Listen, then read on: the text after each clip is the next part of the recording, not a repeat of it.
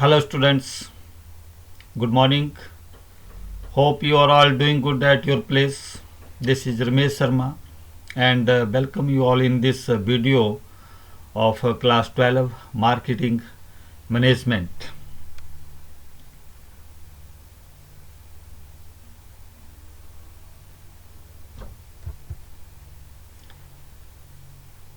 बच्चे, इस वीडियो में हम लर्न करेंगे विपणन प्रबंध marketing management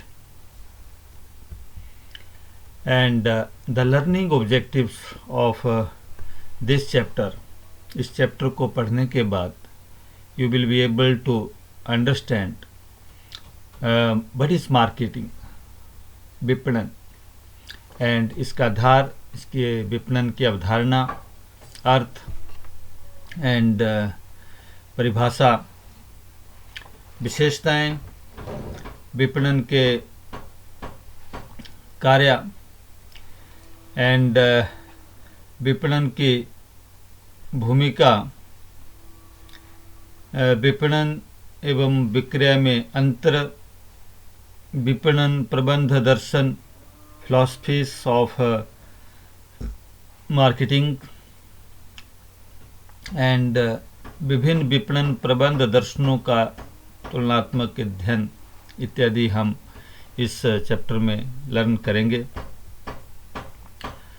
बच्चे, दिन भर में आप देखते हैं बहुत सारे जो हमारे पास प्रोडक्ट हैं, आप देखते हैं, देखिए कार है एंड इसमें जो प्रोडक्ट्स हैं मोबाइल्स एंड स्टेशनरी है, यहाँ ब्रेड है, दूध के प्रोडक्ट हैं, बिस्कुट्स हैं, सो मैनी प्रोडक्ट्स जो हैं हम देखते हैं। तो आपने कभी इसके बारे में सोचा कि ये चीज़ें हमें कहाँ से प्राप्त होती हैं और इनके प्राप्तकर्ता और जो पूर्ति करता है ये कहाँ से प्राप्त होती हैं और कहाँ से इनकी पूर्ति होती है और वो किस नाम से जाने जाते हैं? इन सभी प्रश्नों का उत्तर हम इस वीडियो में ढूंढेंगे। जैसे वस्तुएं बाजार से आती हैं और इनको बाजार से आती हैं तो इनको कौन प्राप्त करता है? इनको ग्राहक प्राप्त करता है, जिसको हम कस्टमर बोलते हैं, और जो इसकी पूर्ति करता होते हैं, जो इसको विक्रेता होते हैं, जो बेचने वाले, उनको सेलर्स बोलते हैं या मार्केटर्स बोलते हैं।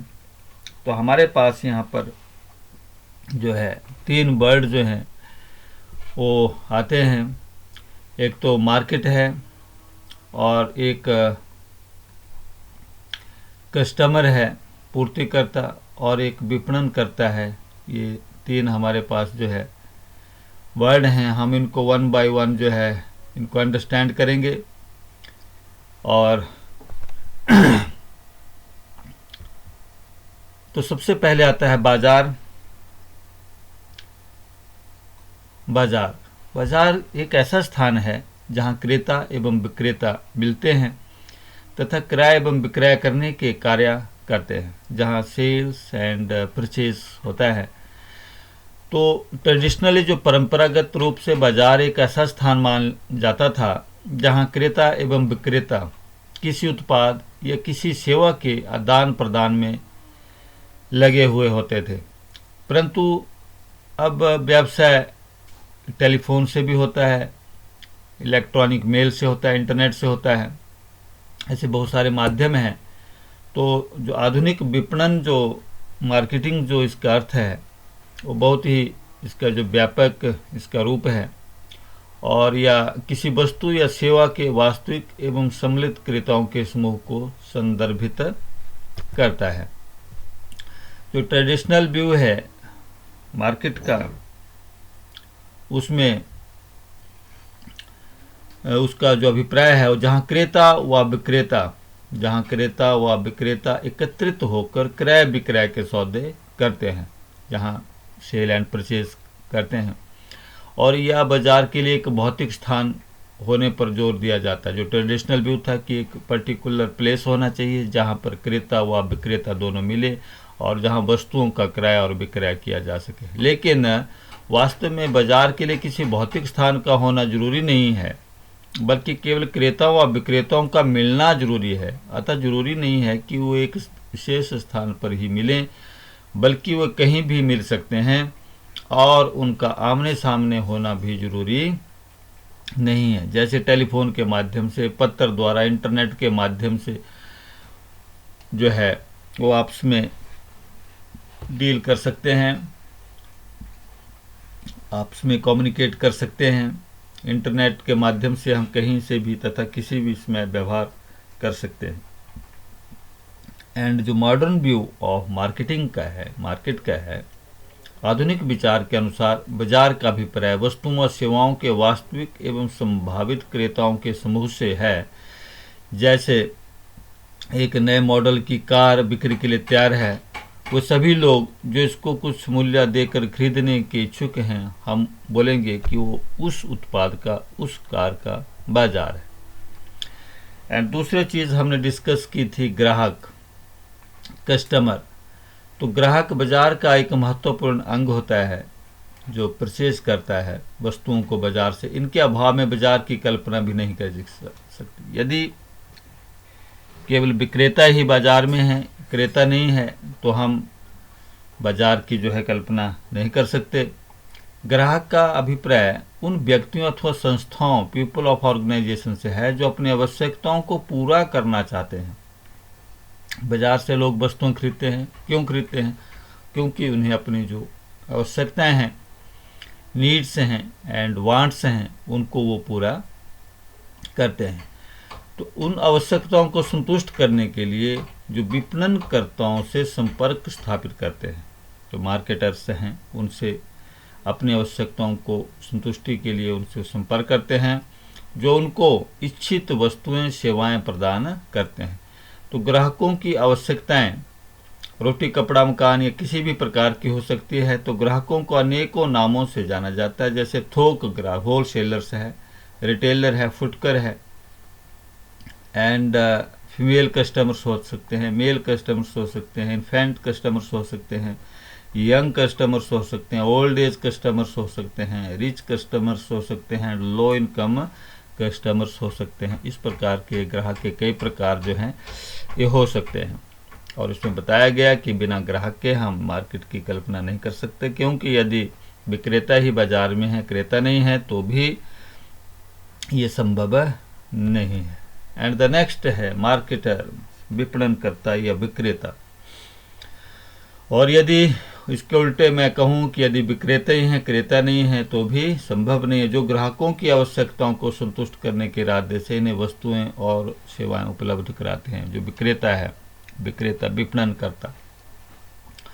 यहाँ यह कहना उचित होगा कि ग्राहक संतुष्टि खोजता है, जबकि विपणनकर्ता उसे संतुष्टि प्रदान करता है। इसलिए कहते हैं कि ग्राहक संतुष्टि खोजने वाला, सेटिस्फैक्शन सीकर होता है, जबकि विपणनकर्ता संतुष्टि प्रदान करने वाला, सेटिस्फैक्शन प्रोवाइडर होता है।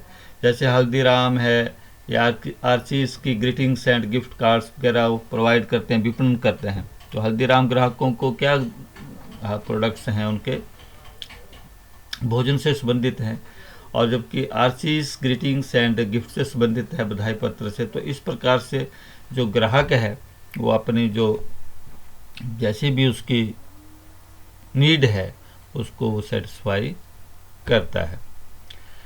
तो कोई भी वस्तु जो किसी दूसरे के लिए कीमती है उसका विपणन किया जा सकता है। एंड इसके जो भौतिक उत्पाद हैं जैसे टीवी है, सेल फोन है इत्यादि। एंड सर्विसेज में विभिन्न पदों के लिए उम्मीदवारों का चुनाव, विभिन्न पदों के लिए उम्मीदवारों का चुनाव एंड स्थान से संबंधित। And the definition of market, यह एक सामाजिक प्रक्रिया है जहां लोग मुद्रा अथवा कोई वस्तु जो उसके लिए महत्वपूर्ण हो के बदले वस्तुओं एवं सेवाओं का आदान प्रदान करते हैं, एक्सचेंज करते हैं। Marketing is the social process by which individuals and groups obtain what they need and want. बहुत ही इंपॉर्टेंट, नीड एंड वांट, हम इसको डिस्कस करेंगे। Through creating offering and freely exchanging products and services of value with others। हम दूसरों के साथ exchange करते हैं, अदला बदली करते हैं, सेवाओं का आदान प्रदान करते हैं। ये एक सामाजिक प्रक्रिया है जहाँ लोग मुद्रा अथवा कोई वस्तु जो उसके लिए महत्वपूर्ण हो के बदले वस्तुएं एवं सेवाओं का आदान प्रदान करते हैं। ये डेफिनेशन जो है मार्केटिंग की फिलिप कोटलर ने दी। एंड नेक्स्ट है फीचर्स ऑफ मार्केटिंग, विपणन की जो महत्वपूर्ण विशेषताएं हैं। तो नंबर 1 जो है विशेषता जो है इसकी, ये नीड एंड वांट। तो नीड क्या होती है, सबसे पहले तो हम इसके ऊपर इसको करते हैं। तो नीड जो है एक आवश्यकता का अर्थ किसी चीज़ की कमी महसूस होने से है, इसका पूरा ना होने से हमें असंतुष्टि प्राप्त होती है। जैसे भूख है और भूख लगना, ये सभी व्यक्तियों की स्वाभाविक क्रिया है और यह किसी विशेष उत्पाद से संबंधित नहीं है। और वांट क्या है, वांट हमारे पास एक ऑप्शन है, हमारी इच्छा है और उस इच्छा के इसके संदर्भ में हम, जैसे लोगों का एक समूह है वो सांभर या डोसा खाकर, तो दूसरा समूह जो है सब्जी रोटी खाकर भूख को संतुष्ट करना चाहता है। तो इस प्रकार जो पहले समूह की इच्छा है वो सांभर डोसे की है, जबकि दूसरे की जो है सब्जी रोटी की है। तो दोनों की जो क्या है आवश्यकता एक ही है, लेकिन यहाँ पर क्या है ऑप्शन है। तो वांट्स जो है हमारे पास क्या है, एक इच्छा है कि आप सांभर या डोसा खाएं या सब्जी से आप काम चलाएं। तो जो नीड एंड वांट जो इसकी विशेषता है विपणन की, इसके अंतर्गत उपभोक्ताओं की आवश्यकताओं एवं इच्छाओं को पूरा करने वाली एक ये प्रक्रिया है। इसकी जो आवश्यकता है और इच्छा है उसको पूरा करने वाली एक प्रक्रिया है।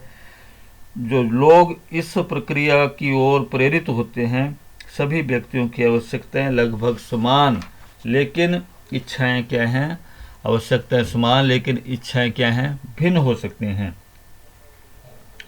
एंड नंबर 2 है क्रिएटिंग ए मार्केट ऑफरिंग, यानी कि एक बाजार प्रस्ताव तैयार करना। तो विपणन की जो दूसरी ये विशेषता है कि बाजार का जो प्रस्ताव है तैयार करना है, इसका अभिप्राय उत्पाद अथवा सेवा की पूर्ण जानकारी प्रदान करना है। जैसे उत्पाद अथवा सेवा के नाम, उसके प्रकार, उसके मूल्य, प्राइस, उसका साइज और उपलब्धि कहाँ से होगा आदि की जानकारी देना होता है। और एक अच्छा बाजार प्रस्ताव जो है मार्केट ऑफर उसे कहते हैं जो ग्राहकों की आवश्यकता व प्राथमिकताओं को ध्यान में रखकर तैयार किया जाए। उनकी जो प्राथमिकता है, जो कस्टमर है वो क्या चाहता है, किस प्रकार का प्रोडक्ट चाहता है, ये सारी जो बातें हैं वो जो प्राथमिकता हैं ये उसमें ध्यान रखनी चाहिए। एंड नंबर 3 है कस्टमर्स वैल्यू, यानी कि ग्राहक का महत्व। एक क्रेता किसी वस्तु को खरीदने से पहले उसकी लागत तथा उससे प्राप्त होने वाली संतुष्टि का विश्लेषण करता है। यानी कि जब उसे लगे कि उससे प्राप्त संतुष्टि उसकी लागत से अधिक है तभी वह उसे खरीदता है। और विक्रेता को ग्राहक की इस प्रवृत्ति को ध्यान रखकर ही उत्पाद को तैयार करना होता है। यानी कि ग्राहक क्या चाहता है, उसकी संतुष्टि जो है वो किस प्रकार से उस प्रोडक्ट से जो है होती है, तो उसके आधार पर ही जो वस्तु है उसको तैयार करना चाहिए। और विक्रेता को ग्राहक की इस प्रवृत्ति को ध्यान रखकर ही उत्पाद को तैयार करना होता है। जो क्रेता द्वारा उत्पाद के लिए को दिए जाने वाले महत्व को ध्यान में नहीं रखता, वह प्रतियोगिता में निश्चित रूप से पिछड़ जाता है। तो हमें जो क्रेता है उसकी आवश्यकताओं को ध्यान में रखना होता है। एंड द नेक्स्ट है वेरी इंपॉर्टेंट एक्सचेंज मैकेनिज्म, ये जो विनिमय प्रक्रिया है, जहाँ ये सारी बातें अब हो गई, जहाँ पर ये इसका विक्रय होना है, तो विनिमय का विपणन में विशेष महत्व है। विनिमय का जो शाब्दिक अर्थ है एक्सचेंज का, विनिमय अदला बदली, और ये दो प्रकार से क्रेता तथा विक्रेता होते हैं। दोनों द्वारा किए जाने वाले विनिमय से ही विपणन संभव होता है। दो जो सेलर है, विक्रेता है, और दूसरा कस्टमर है जो परचेज करने वाला है। एंड जो जैसे विक्रेता वस्तुएं अथवा सेवाएं देता है, जिसके बदले में क्रेता धन अथवा धन के समरूप कोई अन्य चीज देता है। तो जो उत्पादन व उपभोग स्थान में दूरी बढ़ गई है, इसको कम करने के लिए अनेक मध्यस्थों जैसे एजेंट है, थोक व्यापारी है और फुटकर व्यापारी है की मदद ली जाती है। ये सभी विनिमय द्वारा ही इस दूरी को कम करते हैं और विनिमय विपणन का सार है। तो विनिमय के संबंध में और भी ये बहुत सारी जो महत्वपूर्ण बातें हैं, उसमें जो विनिमय है वो दो पक्षकार का होना उसमें जरूरी है, एक क्रेता और दूसरा विक्रेता। एंड दोनों का एक दूसरे को कुछ देने में सक्षम होना, जैसे उत्पाद के बदले में क्या दिया जाता है, उसको धन दिया जाता है। एंड दोनों में संदेश वाहन योग्यता का होना अति आवश्यक है। इसके अभाव में क्रय विक्रय नहीं हो सकता। और दोनों पक्षकार में व्यवहार स्वतंत्र रूप में होता है, किसी के दबाव में नहीं, और दोनों पक्षकार अपनी अपनी संतुष्टि के लिए विनिमय करते हैं। तो जो विपणन प्रबंध का आशय एवं अवधारणा, विनिमय प्रति मुद्रा अथवा किसी मूल्यवान वस्तु के साथ आदान प्रदान।